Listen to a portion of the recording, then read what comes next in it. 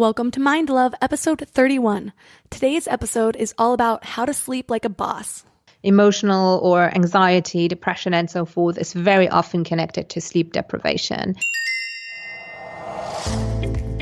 Turn up your frequency with Mind Love. Bite-sized brain hacks for seekers, dreamers, and doers. It's time to give your mind a little love with your host, Melissa Monti. Hello, friends. First off, Mind Love is now a CastBox original. CastBox is the fastest growing, highest rated podcast app on both iOS and Android, where you can get all of your favorite podcasts. It has a super clean layout, and you can create playlists and download episodes to play offline. It's my personal favorite and where I listen to all of my podcasts. Don't worry, you can still listen to Mind Love wherever you get your podcasts, but I hope you'll give CastBox a try. Second, don't forget to subscribe on whatever podcast platform you're listening on, and leave a review if you can. Reviews really help to entice more amazing guests, plus it helps me grow the show, which ultimately helps me give more value to you guys. Today we're talking about sleep. It's a topic that's been requested a few times, and apparently it's a huge problem. 50 to 70 million adults have a sleep disorder. Over a third of the population gets less than 7 hours of sleep per night, and insomnia affects 30% of adults. As we'll learn in this episode, sleep deprivation can affect every area of your life, including mood, brain function, obesity, your immune system, reproductive health. The list goes on. Our guest today is Christine Hansen. She's an international sleep expert, speaker, certified sleep coach, nutritional therapist, and best-selling author. She's been featured in some pretty impressive places, including The Guardian, Reader's Digest, Huffington Post, and Entrepreneur on Fire. It's hard to even pick 3 key things that we'll learn because in this episode, we're covering everything I could think of regarding sleep. We will learn how much sleep you really need, why your sleep might be suffering even if you're getting the recommended hours, how your dreams help process emotions, and all the sleep hacks imaginable, including sleep tools, power naps, avoiding jet lag, the works. Before we dive in, I want to invite you to sign up for the Morning Mind Love. You'll get short daily reminders of your own beauty, worth, and power so you can start each day with a positive mindset and keep your vibes up between episodes.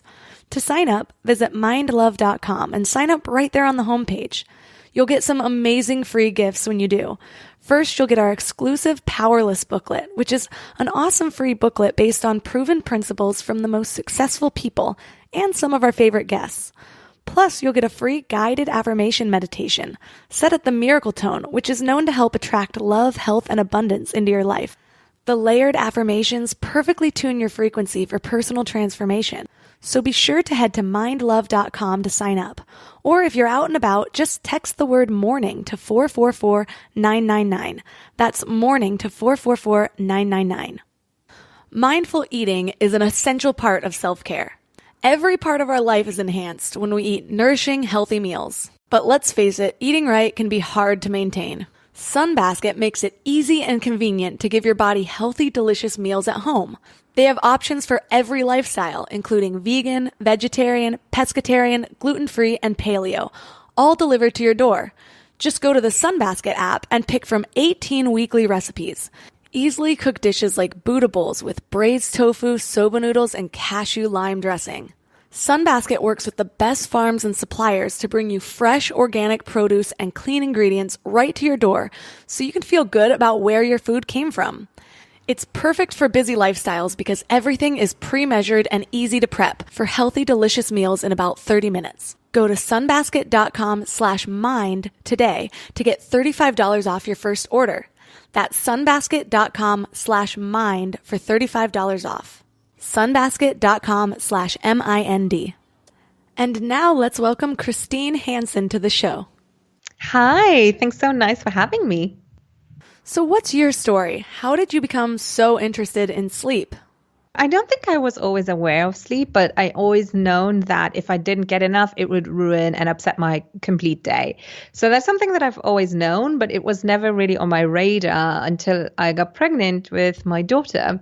And suddenly I was very aware of all the sleep deprived parents around me. And, becoming a first time mom, I was suddenly really starting to freak out.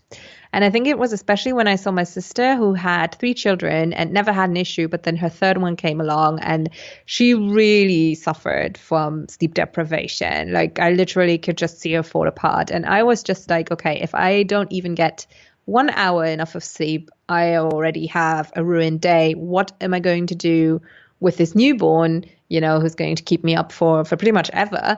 And so I really dug into sleep and really also dug into pediatric sleep first. So I really looked at baby sleep. And when my daughter came along, I really implemented all I've learned. And then I continued to be interested in the subject. But it was only a year later that I really decided to leave the career that I had and actually create my own business and do that with sleep, because I just saw so many people around me who needed it. And from there, it was really a journey of becoming me as an entrepreneur, but also a journey of really discovering sleep, because I learned very quickly that sleep is incredibly complex. I switched from baby sleep to just working with adults very quickly after a year. And especially when working with adults, you have so much more different connections. And the more I learned, the more I realized how much is affecting sleep.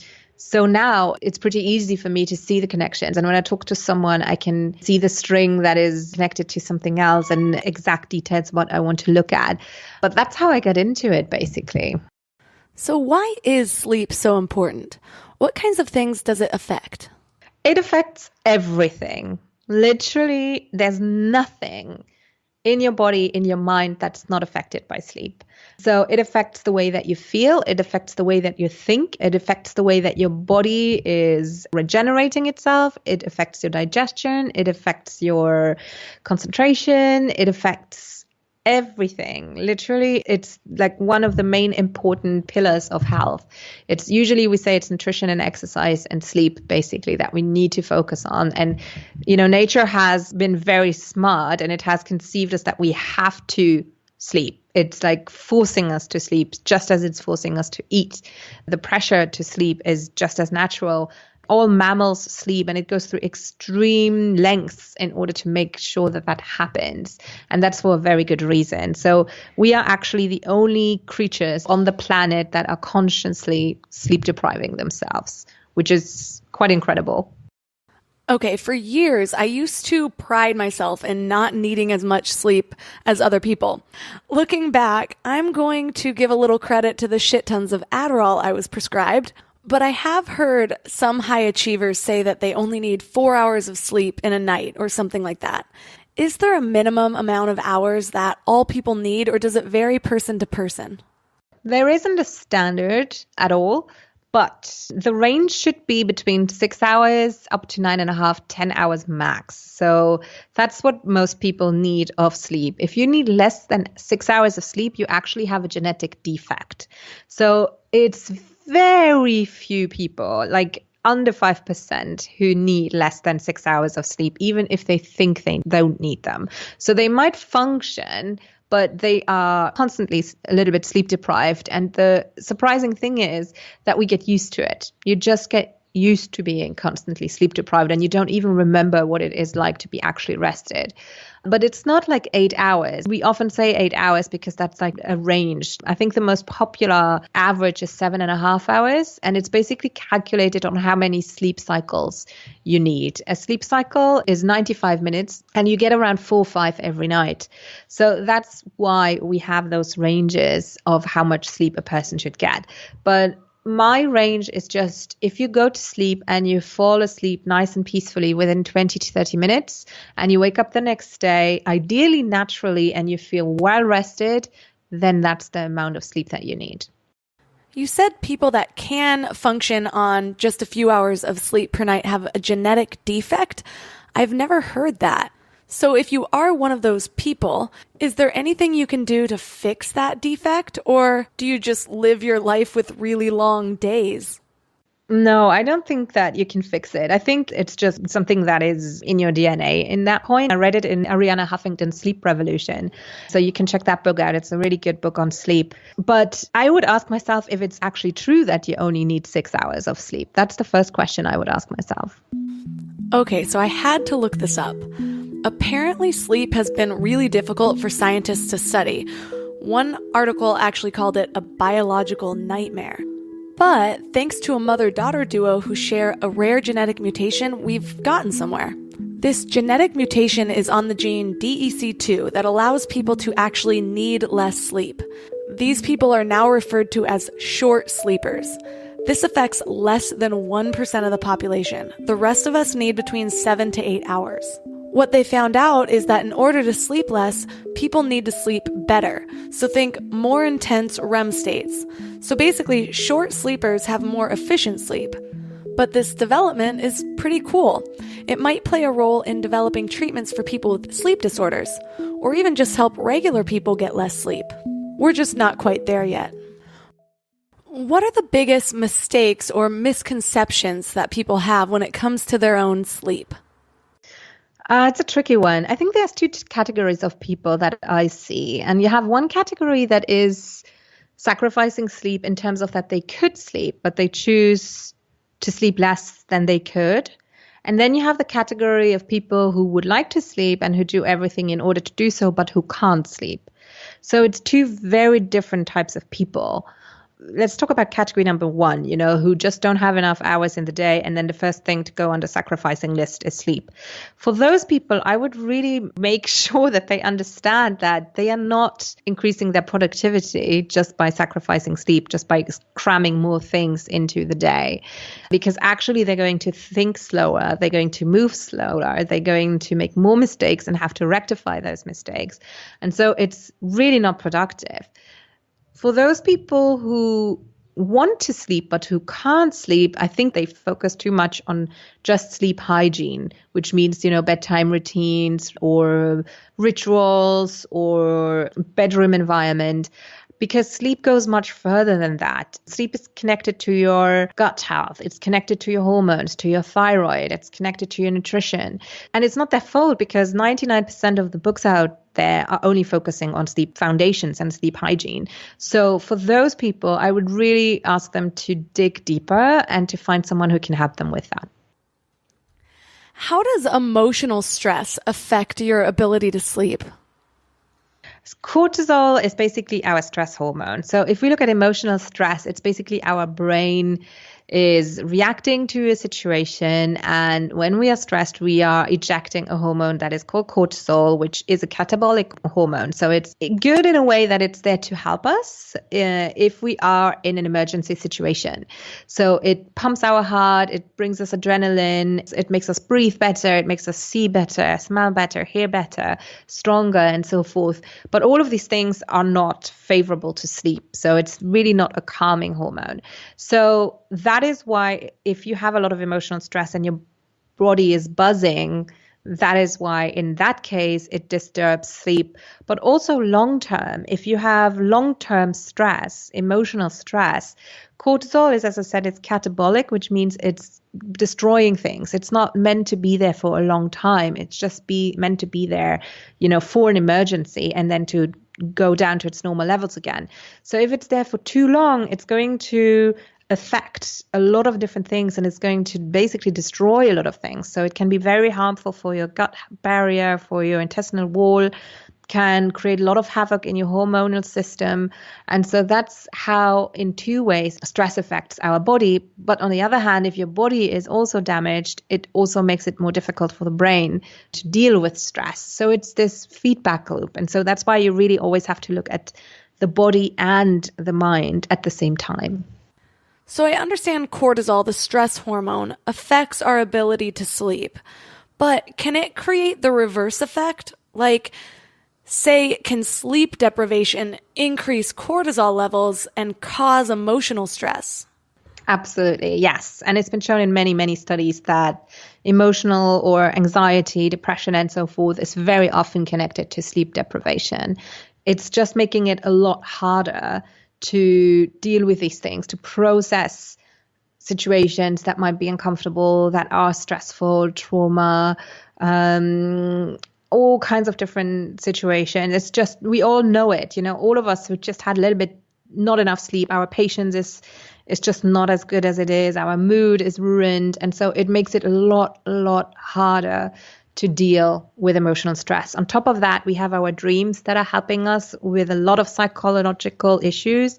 So anything that is upsetting us is usually dealt with in our dreams to some extent. And if we don't sleep enough, our brain can't do that. And so the psychological aspect in our brain is just not granted the time and the process that it is due. And these things add up and it just gets worse and worse. You mentioned how dreams help resolve unprocessed emotions. Some people remember their dreams really vividly, and some people don't at all. If people don't remember their dreams, are they still getting the benefit of that processing while they're sleeping? Yeah, the difference between those who remember and those who don't is most likely because of the moment when they wake up. So if you wake up very quickly after a REM cycle, REM is basically the rapid eye movement cycle or phase of your sleep cycle, which is when you're dreaming. If you have just a very short phase of light sleep after that and wake up, you are much more likely to remember than if you had a long-term or a longer light sleep phase or even a deep sleep phase before waking up. You have to imagine that between dreaming and waking up, there's a gap, and the further that gap is, the more difficult it is to remember. So some people just always wake up pretty quickly after dreaming and remember them. And for some people, they wake up a little bit after that and they just don't remember, but they are dreaming. Everyone is dreaming. So are there benefits to try to remember your dreams, or is that just more of a novelty? No, that's a technique that's been used over hundreds and hundreds of years. And it's especially not by spiritual people necessarily, but by very, very pragmatic people, because when we are dreaming, we don't censor ourselves. Our prefrontal cortex is not working. So it means that we basically roam, all our emotions, all our thoughts are roaming free. And so a lot of people who have had issues solving a puzzle, for example, have written down their dreams. And I know that there is one Nobel Prize winner of I think it was in chemistry, who had the idea of the formula come to a dream. I think it was also Thomas Edison with the light bulb that also came in a dream. And so you can use your dream either to become aware of things that might be upsetting you or that you might not be processing or that might be standing in your way. So that's why a lot of therapists say that you should journal your dreams, because they basically show you things that are unprocessed, because most things that come up in your dreams is just stuff that's stuck to your brain and that hasn't been processed, that hasn't finished processing. And some things are absolutely positive, and some things are just something that your brain couldn't quite categorize or that was disturbing. And so it's trying to deal with that. And when you write these things down, you will quickly find patterns. You will quickly find that there's topics that you will stumble upon over and over again. And once you know that, you can actually look at why. Why is that? Why am I stuck with that topic? And that can really be very helpful. Do you have any examples in your own life of maybe a dream that kept coming through, or some sort of processing that you were able to do through your dreams? Ever since I've learned about dreams, I've become more aware of them when I wake up. So sometimes I will just lie there and I will think, where did that idea come from? So if I remember the dream, I will just go like, okay, hang on, that was this part and that part, where does it come from? And sometimes I can't tell, but sometimes I am very, very aware where it is coming from. And it's just like, I didn't know. I had no idea that affected me that much, for example. So I use it a little bit in terms that way in order to get to know myself a little bit better. I've never really used it in terms of to be more productive or to work on a particular topic. Not that much. Going back to insomnia, in doing research for this episode, I was actually surprised how many people suffer from this. But what are some of the leading causes of insomnia? So what I see in my practice most of the time is it's a combination. It's really not just one thing. It's impossible to say it's one thing. It never is. So I have the 5-step Sleep Like a Boss process, and it basically has 5 pillars, which are the sleep foundations, which means that stress management has to be addressed. There's just too much going on in the day. There might not be a great sleep hygiene in place, meaning there's no bedtime routine. The relationship with sleep is already strained because it's been going on for so long. There have been issues. So sleep is just something negative already, making it very difficult to relax and to actually enjoy going to bed. Then we have hormones, a huge one. Huge one, especially for women, where I see that any hormone that's out of balance is very quickly to affect sleep, whether it might be your estrogens, your progesterones, your testosterones, it doesn't matter. So that's a big one that I look into. Thyroid is absolutely huge. And unfortunately, 90% of my clients have thyroid issues. Most of them have Hashimoto's. And then I always ask my clients to get checked out. Gut health, if you have pathogens or candida or parasites, they are all nocturnal, which means that they all wake up at night and that they create a lot of havoc. And when they do cause inflammation, you basically have cortisol and adrenaline rushing to create an anti-inflammatory reaction, and that is going to wake you up because it's giving you energy. So that's a big one that I look at. Nutrition, blood sugar levels can play a huge role in this. A lot of us are used to go from sugar crash to sugar crash. So, having a sugary breakfast, crashing at 10, having a snack, crashing at lunchtime, having a snack, and so forth. So those are the 5 categories that I see over and over again when it comes to sleep issues and to insomnia. When you talk about hormones, as a woman, does this refer more to hormones in a life cycle, such as puberty or menopause, or is it more like hormone changes in your monthly cycle, like your period? I mean, I know that a lot of people, or a lot of women especially, can pinpoint exactly when their period is there because they have just such a dump in hormones or such a low in hormones that sleep has a lot of issues. So it can be any time in your life.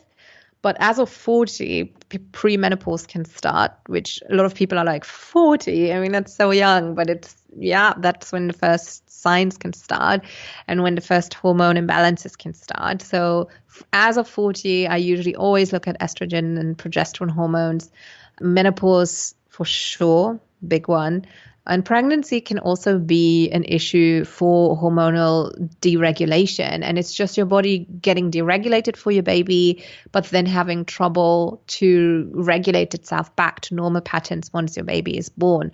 So it's really important to get that looked at and to get that checked out in order to see that everything is, first of all, if you have enough of them and how they are used, because your hormones use different pathways and different pathways have different reactions. Some are favorable. And for example, your progesterone is not just progesterone. It takes basically 2 different streets in your body, one of them which is favorable and one which isn't. So when you get testing done, really make sure that that's included, because they might say you have enough of it, but if they don't know what your body does with it, it's not an answer, so you kind of have to go digging there a little bit. You mentioned just your relationship with sleep can affect it.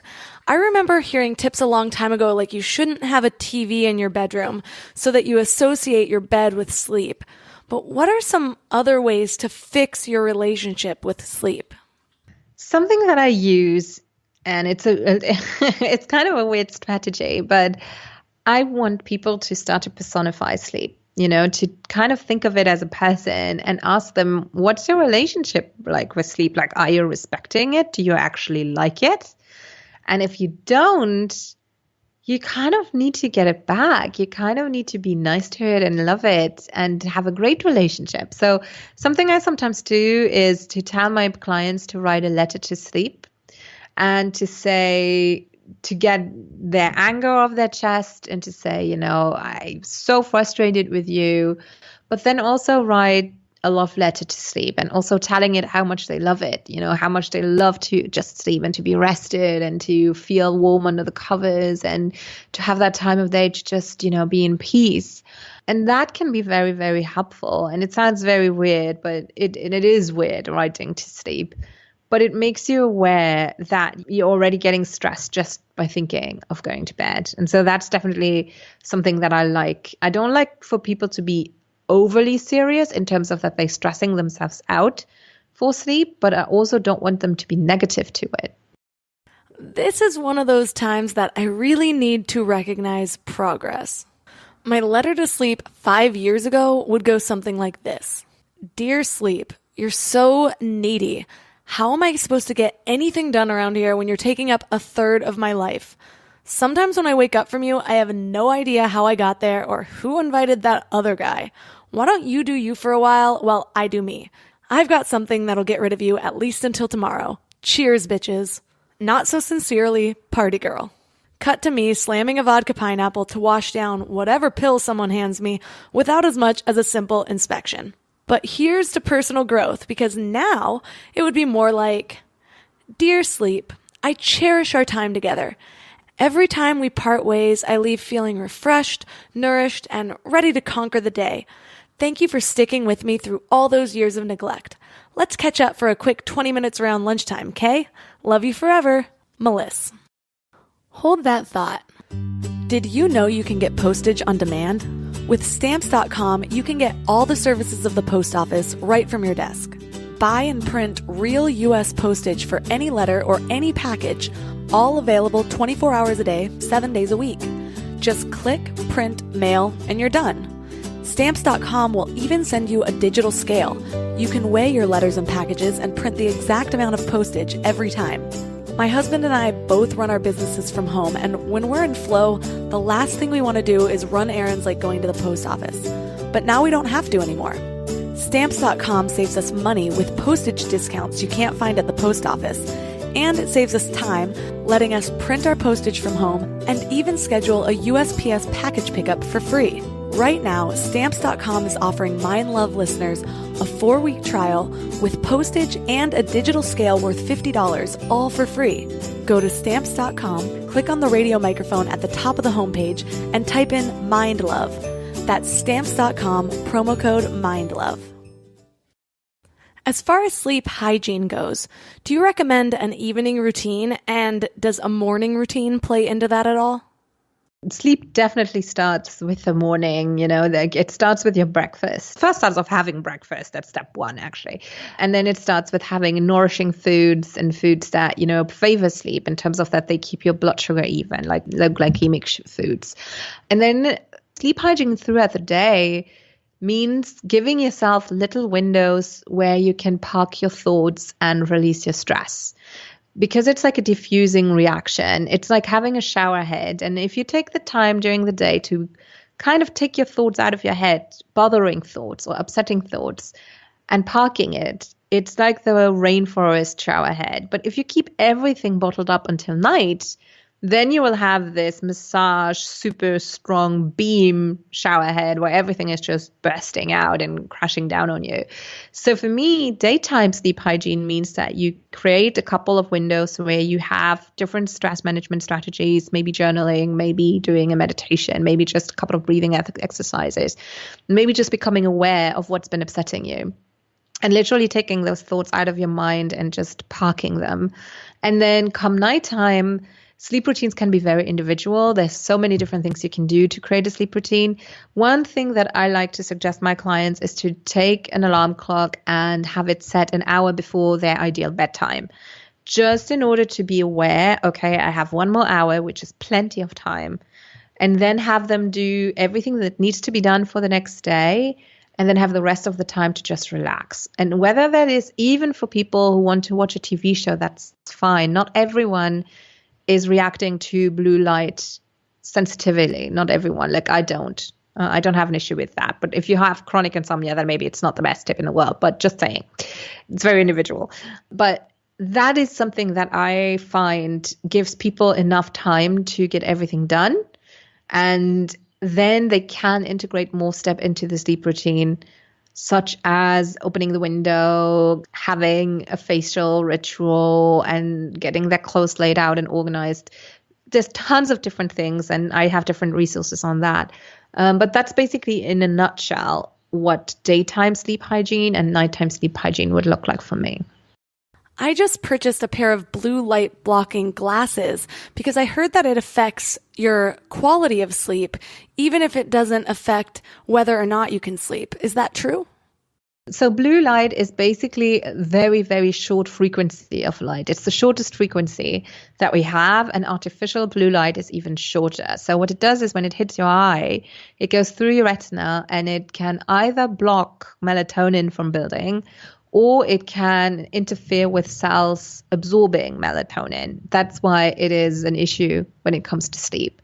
However, I really feel it depends on different people. I do think it has an effect on everyone, but not in the same way. For those of us that don't have a problem falling asleep, are there things that will affect the quality of our sleep, even if we are getting a full 8 hours? Definitely alcohol is one of the main ones. Alcohol can help you fall asleep because it can help you to relax, and it's a little bit of a sedative for some people. But alcohol is manipulating your deep sleep. So even though you will be sleeping the same amount of time, you won't get as much deep sleep, which is when most of the restoration of your body happens. So you will actually not feel the same way as if you didn't have alcohol. And that is one of the main ones that I can pinpoint at. And it's actually also true for some sleeping pills. So they will sedate some parts of your brain, but a lot of people wake up even more groggy. But I would say for someone who's a chronic insomniac and who has anxiety around it, a certain time using sleeping pills for a wise time span, just to take the edge off and to get organized, that's fine, but it really shouldn't be a long-term solution. For people that do have trouble sleeping and they feel like they need something more than just routines, are there any natural or healthier forms of sleep aids that you recommend? There are, but I would say if you do need sleeping pills, then the natural stuff is not necessarily going to cut it. I don't think it's enough. I really think that there's more underneath the first layer of sleep hygiene, and I would really encourage them to go digging and get a full picture of what's going on in their body. Because otherwise, even if I would now say, look, valerian or I don't know, maybe some vetiver can help, yes, but I don't want to get any hopes up because chances are that it's not going to be enough for people who have been relying on sleeping pills, for sure. It's just not going to cut it. But if you get your body in tune, if you get everything into balance and ideally into homeostasis, then those things are absolutely enough. That makes sense. We do seem to want these quick fixes, but as a lot of my guests have taught us, we should be using these symptoms as the language of the body signaling that something else is wrong. Absolutely. If you just look at the first layer, it's going to be a very frustrating experience for most, or for those who come to me, basically, because they've already tried that. And most of them have a great sleep routine already. So that's not it. You said it earlier that it's not necessarily the amount of time that we sleep, but the number of sleep cycles that we go through.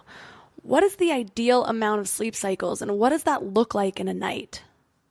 So sleep cycles are between 4 and 5. Most people have 5 sleep cycles, and one sleep cycle is 95 minutes, and you have 3 main sleep phases, which is light sleep, deep sleep, and REM sleep. And after a sleep cycle, you briefly wake up and then you will fall back asleep. And when you wake up, you might turn around, twist your pillow, you might not do anything, and then you fall back asleep. And you can see that actually even better with babies, and newborns actually have 45-minute sleep cycles. So you have a lot of newborns sleep for 45 minutes, they wake up, have a fuss, and then they fall asleep again. And it's because they have issues connecting those sleep cycles. And so for adults, this can become a problem if around 2-3 a.m. you wake up naturally because the sleep cycle has passed, but when your cortisol is risen, or if your liver is kicking in because it needs to detoxify, then you have issues falling back asleep. And that's where sleep cycles come into play.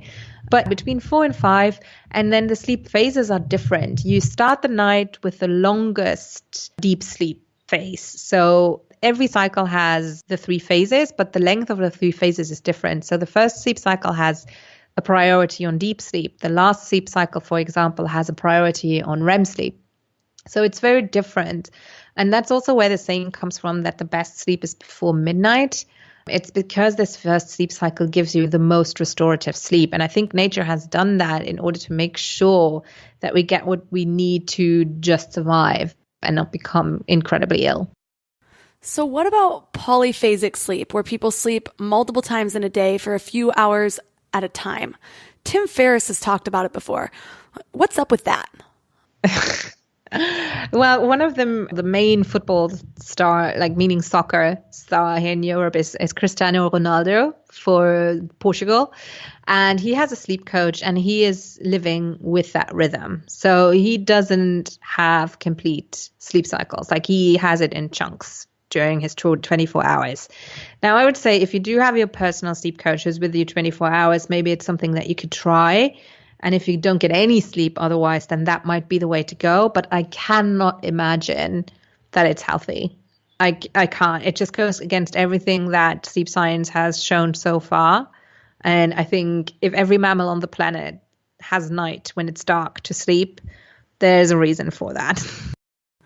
I agree, especially with everything we're learning about circadian rhythms and how our bodies are better in sync with the sun and moon cycles. Polyphasic sleep kind of seems to go against nature.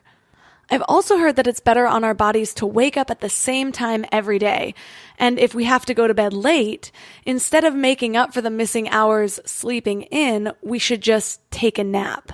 If you don't get enough sleep, you build up sleep debt, basically. So I would say, ideally, you get enough sleep, right? But let's say you know how much sleep you need in order to be really refreshed. Then I would say reverse engineer. So let's say for me, it's 7.5 hours. I would reverse engineer my wake up time that I need minus 7.5 hours. And half an hour before that would be my bedtime when I would like to be in bed, for example, right? Then I would set my alarm clock to be the same. Yes, because it is really going to train your body. It's very simple. It's literally going to train your body to wake up then. But you also need to look when you go to bed. Like if you go to bed too late, I definitely prefer the nap rather than sleeping in, because keeping the same time waking up is just keeping you in the rhythm. And the nap is definitely going to be restorative. Keep it to 20 to 30 minutes max. And I had a client who had an issue with her circadian rhythm, and with her, she had to get up the same time every day. If we just changed it to 15 minutes, she would have awful issues with getting up and just getting anything done in the morning. So it is a much overlooked strategy that you have to implement. And I think for a lot of people, it would be very helpful. Getting into the basics of an effective power nap, you said that 20 to 30 minutes is ideal. I've been napping more than I ever have as of lately, and first of all, I love it. And second of all, I don't always fall asleep, but I do feel recharged anyways. Am I still getting a sort of meditative or restorative rest if I don't fully fall asleep? Yeah, I definitely think so. Like my husband, he is just like, he lies next to me and he's like, 20 minutes, I hear him snoring and bam, after 20 minutes, he's up and he's like, okay, here we go. I can't do that. I can't sleep for 20 minutes. If I do that, I'm just going to be off for an hour and a half. So I rest for 20 minutes and it is different, but it is definitely better than a cup of coffee because it's just helping your brain to relax for a moment, to get some of that cerebral fluid going and to just give you that energy back. Speaking of your husband, do men and women sleep differently? There's been some studies that have recently shown that women need a little bit more sleep, apparently. But in general, there's not too much difference as far as I know between the way that sleep patterns look like or all of that, those kinds of things. In sleep disorders, yes, I think men are more prone to sleep apnea, I think. But don't quote me on that. No, in general, it's pretty much all across the board. So now, coffee. I love coffee, but the more I hear people cutting back on coffee, the more I feel I have to too. Plus now I work at a co-working space sometimes, and I know a lot of other people do too, where coffee is free flowing. So what are the downsides of that? So I need my coffee in the morning, like for sure, just because I like the taste as well. And I did cut out of coffee and I really noticed when I got back on it, how it winds me up. But the problem is that just like hunger, you have sleep pressure building up. You know, just like you get hungry, you get tired during the day. And that's because of a chemical that's called adenosine. And caffeine and adenosine are just one molecule apart. So they look very, very similar to your body. The difference is, though, that if you have coffee, it basically stops that sleep pressure from building, but it doesn't give you the refreshment that a power nap would do, for example. So that's the main reason why power naps are preferred to coffee, for example. The other thing is, I don't mind having coffee, but just don't have it too late. It can have an effect up to 6 to 8 hours in your body. So for someone who is not sleeping, I would be a huge advocate of not having coffee, like maybe 1 cup after lunch and then cut it out. For me personally, I can have coffee for dessert in the restaurant at nighttime and I will still sleep. I am the same way, actually. How does your age affect your sleep? It doesn't much. That's a really good question, but a lot of people think that the older they get, they need less sleep, and it's not true. You actually need the same amount of sleep. What does change, however, is your sleep phases, the way that your sleep cycles are structured. That changes. And something that a lot of people don't consider is the older we get, the less we tend to move, the more we are stagnant, especially with very old people in homes, for example. They are exposed to a lot of light, don't get much movement, don't get too much sunlight, don't get a lot of fresh air. All of these things make it impossible for the body to be actually naturally tired. So it's not true that we need less sleep, but there is an issue into how we sleep. I started wearing a sleep eye mask for a while because living in LA, you still get light pollution and, thin eyelids and no blackout curtains. But then I heard that even with an eye mask, if our skin is exposed to light, we can still be stimulated. So should we be getting blackout curtains? Is that a real thing? Yeah, absolutely. Your skin is just as receptive to light as your eyes are. So for people who are very sensitive to light, blackout curtains are an absolute must. Absolutely. Like, it's weird because here in Europe, most of us, we have these roller blinds. It's very different. It's not like a rouleau, but I don't even know how to describe it, but our room is literally pitch black. And I see it so many times, especially with kids, with babies, that they sleep a lot better if it's pitch black. And for adults, it's actually true as well. And some people are really sensitive to light. And even with the eye mask, the skin is still reacting to light. And so an eye mask is not going to cut it for them. But I would always start with an eye mask and see if that makes a difference. Then stage 2, I would try black bin liners, rubbish plastic bags, and tape those to your windows with just like painter's tape, just to make sure you don't have to invest on the big guns straight away, and see whether it makes a difference. And if it does, then you can go ahead and invest into real good quality black blinds. Part of me wants to get that. And the other part of me is like, well, isn't there a benefit to waking up with the sun? It's like I need curtains that at sunrise will automatically draw for me. Ideally, yes. But it's winter and summer is going to be different if you live it with seasons. So that's already one thing. And secondly, it might not be ideal you would have to adapt your going to bed time as well. So you'd have to go to bed earlier in summer and later in winter. So unfortunately, because most of us do have a social schedule, we can't really use it to our advantage the way it would naturally be ideal. So it could technically work for those of us setting our own schedules if we put sleep above our social lives. The only time I really have blackout curtains is when staying in hotels while traveling, and sometimes I just feel like I wake up groggy. But to be fair, I haven't stayed in a hotel in a while because of Airbnb, and previously when traveling, I was drinking more than I am now, so that makes sense. But speaking of travel, let's talk about jet lag. Any tips to avoid it? So jet lag is basically when your biological clock is confused, because we all live with a biological clock which works in the most basic senses with daylight, nighttime, light, darkness, our hunger, temperature of our body, and so forth.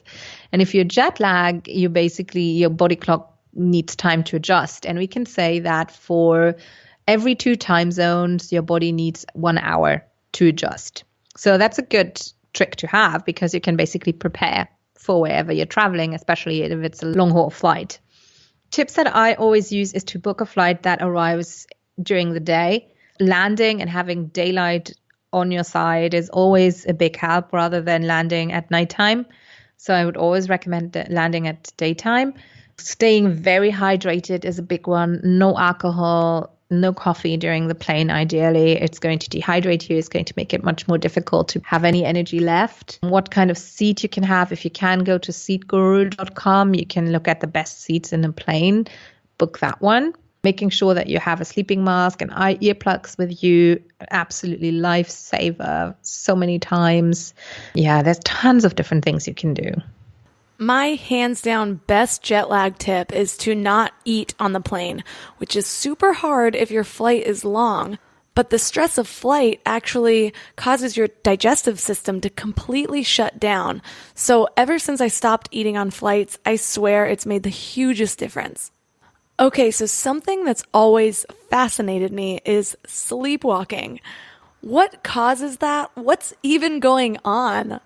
So sleepwalking is something that can run in families, and it's basically when you are stuck between two sleep phases. So you are stuck between being awake and being fast asleep. And so that's when you're kind of in limbo land. And that's, when you can start sleepwalking, have night terrors are often connected to that too. And that's basically how it manifests. So your body kind of wants to be awake. It also wants to be asleep. And so it just fires different impulses.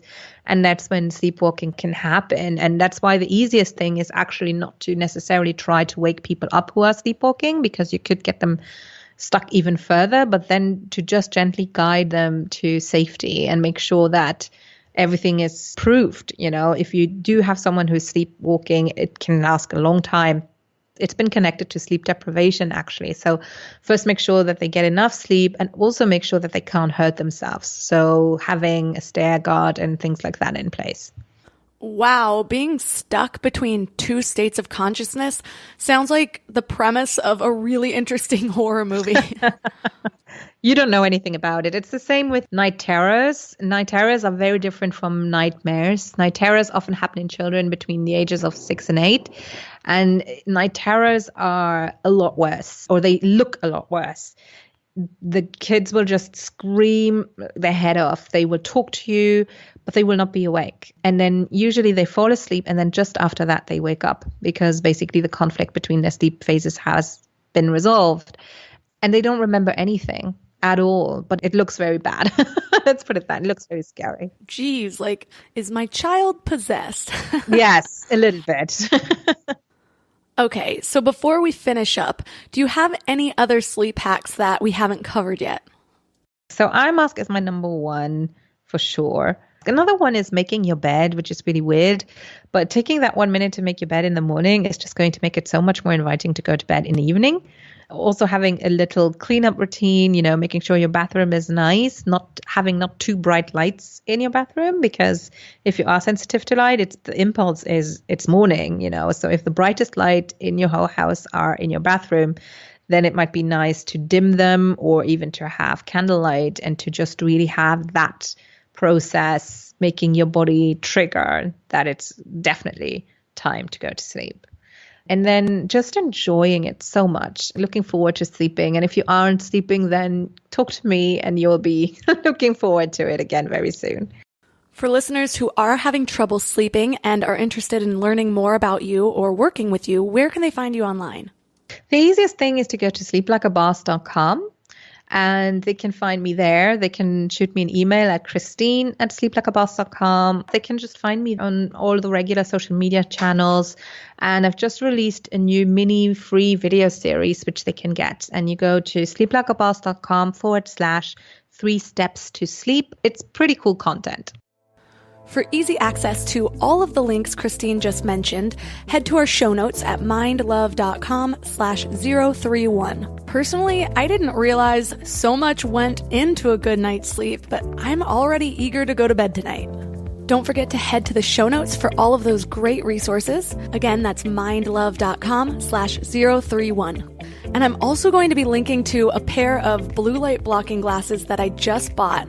They're super cute and they have tons of great styles. It's from a website called ladybossglasses.com. And no, I'm not an affiliate or anything. They're just the cutest blue light blocking glasses I've ever seen. I'll also link to their Instagram because, man, these things are cute. I haven't received them in the mail yet, but I will obviously be taking photos for you on Mind Love's Instagram so you can see what I mean. If this episode was helpful for you, please leave a review on iTunes or a comment on CastBox. Also, don't forget to sign up for the Morning Mind Love. Listeners have been loving it, and I've been getting so many great responses from all of you. I want to give a shout out to my listener of the week, Alicia. She sent me the sweetest email after signing up for the Morning Mind Love and getting all of the freebies that come with it. She says, "Thanks so much for these free resources. They're some of the best I've ever received, especially the daily planner. I found you through your podcast and love the variety of topics you cover. Signed up for the Morning Mind Love a few weeks ago, and each one has been pure gold." Thank you so, so much, Alicia. It really means a lot to hear from my listeners and to hear how you're using some of the amazing tips from our incredible guests to improve your lives. And last, if I haven't asked too much of you guys already, I've been ramping up my activity on Instagram. So if you're an Instagram lover, follow the podcast at Mind Love Podcast or follow me at Mind Love Melissa. I've committed to doing at least one Instagram live per week, as well as sharing some of my other tips that I'm using to level up my life. I love each and every one of you so much, so thanks for giving your mind a little love today, and I'll see you next week. Thanks for tuning into Your Higher Frequency with Mind Love. Head to mindlove.com for a free gift to keep your vibes up until next week.